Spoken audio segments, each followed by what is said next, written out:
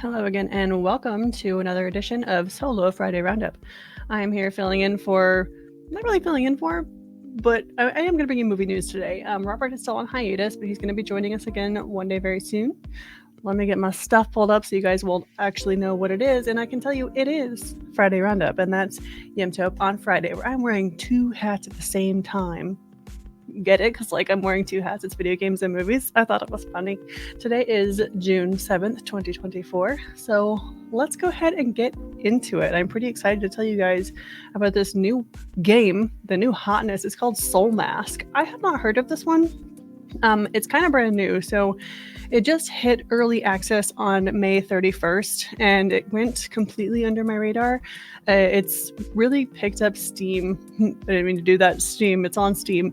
It's picked up steam in the past couple of days because I guess I think I talked about last time why am I forgetting my words? I'm stressed. The sale that Steam was having, the Survival Crafter sale. So Survival Crafter Fest was happening, and Soul Mask sold 200,000 copies in just the first 5 days after its release. That's pretty major for a new Survival Crafter MMO from a really small company. This is not like a major AAA place, and I gotta say, this thing, it's pretty beautiful. I took some screenshots that I found on the internet here, and by the look of it, you can ride cheetahs and stuff, which I think is just the bee's knees. So this game promises 500 plus hours of content. It's got this really wild third-person combat style. It actually reminds me a lot of Pal World, believe it or not, but instead of gathering pals, you're gathering tribesmen.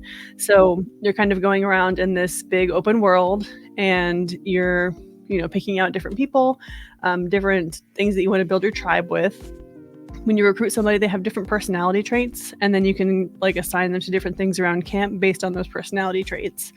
And another thing that I think is cool is that when you recruit somebody, you can also steal their hairstyle, which I mean, it unlocks in the character selection. So if you see somebody with a cool hairstyle that you like and you want it for yourself, you just got to recruit them. Another thing about recruiting, so this game doesn't have a set protagonist, actually. I think what it is the mask is the protagonist. So they have this system of masking where you have all these different masks that you can choose from. There's 3 base masks that you start out with, and then you can upgrade them with ones that you find. You can also craft new masks, and you can craft new accessories for it. So feathers and pieces of cloth and things that'll hang on your mask. And you are the mask. The mask gets traded from person to person, and with that, you are taking possession of a new character. So you're not just playing one person, you're playing everybody in your camp.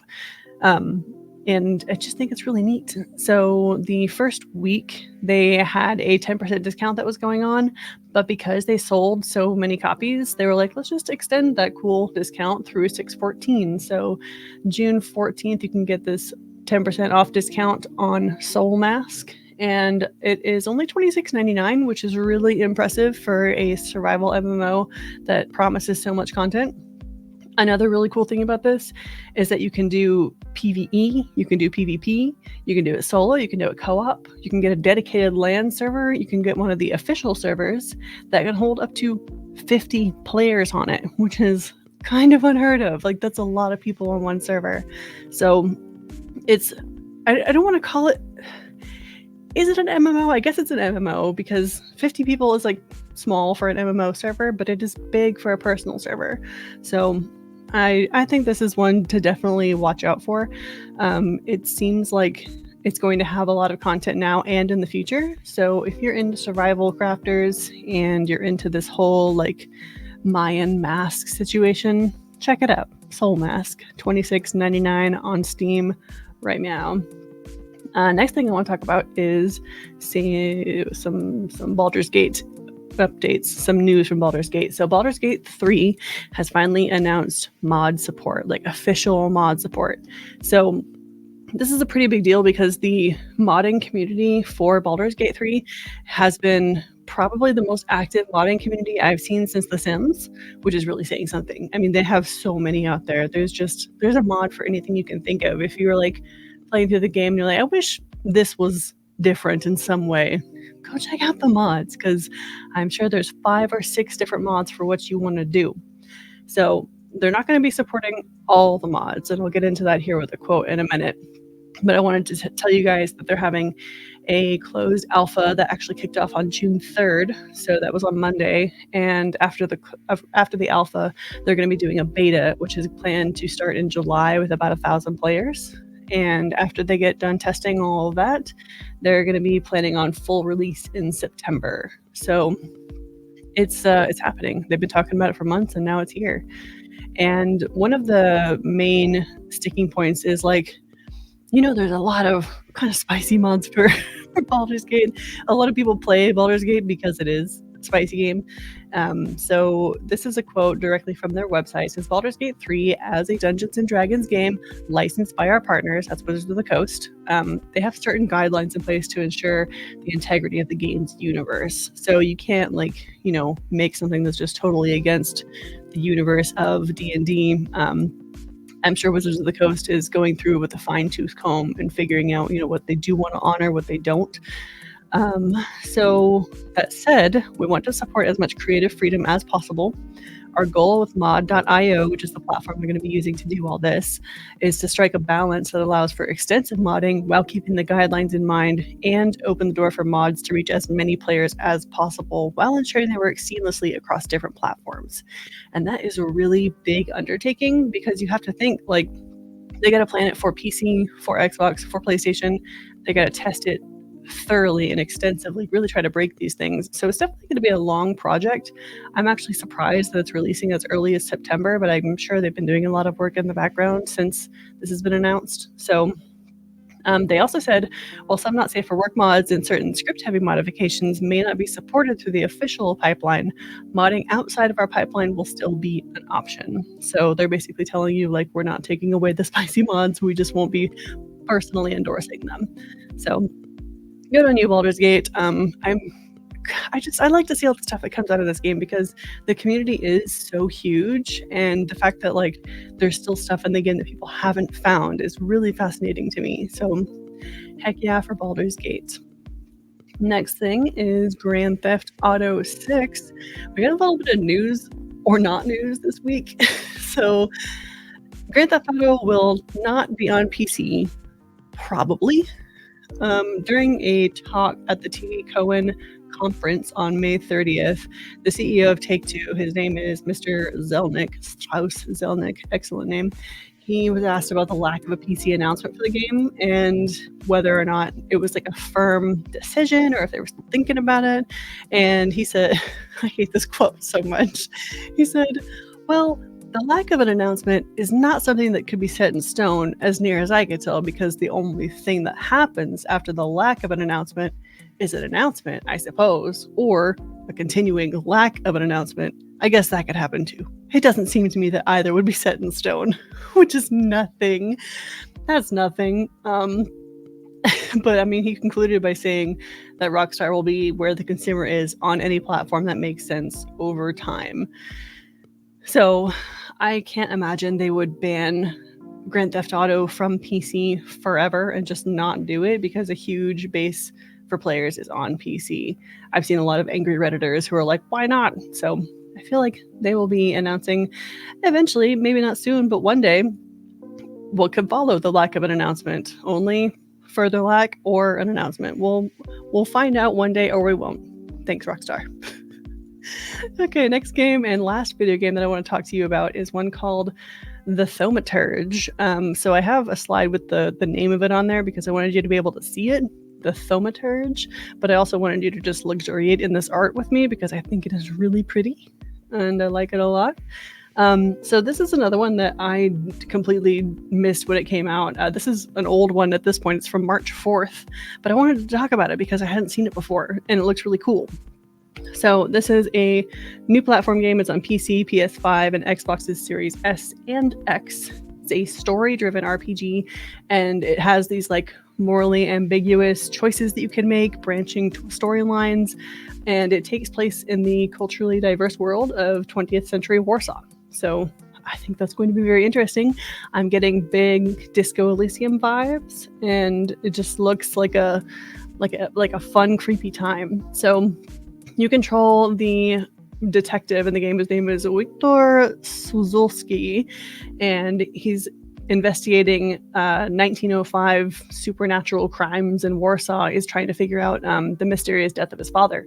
So this is 25% off right now on Steam, which means it's only $26, and I think that's a pretty good deal. So I'll probably be checking out The Thermometer. Looks like a good time. So now it's almost to hit movies for you. So let's talk about some movies. And I just pulled stuff and I was like, Robert would probably like this. So I know we had talked previously about Immaculate, and this is about Sydney Sweeney being a nun, and scary stuff happens. I'm not really sure what it's about, honestly, but I just like seeing Sydney Sweeney as a nun. And the back of it is really creepy. It's just, it looks like a spooky good time. So yeah, go get you a Blu-ray of Immaculate.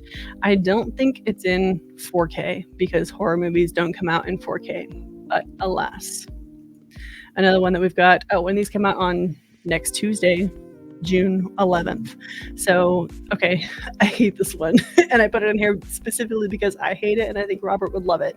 So it's called Stop Motion, Bring Your Nightmares to Life. Yeah, absolutely. This is bringing my nightmare to life right now. This woman's face is broken open like an egg and a little horrible homunculus is inside, and it is awful and I hate it. So this movie came out in 2023.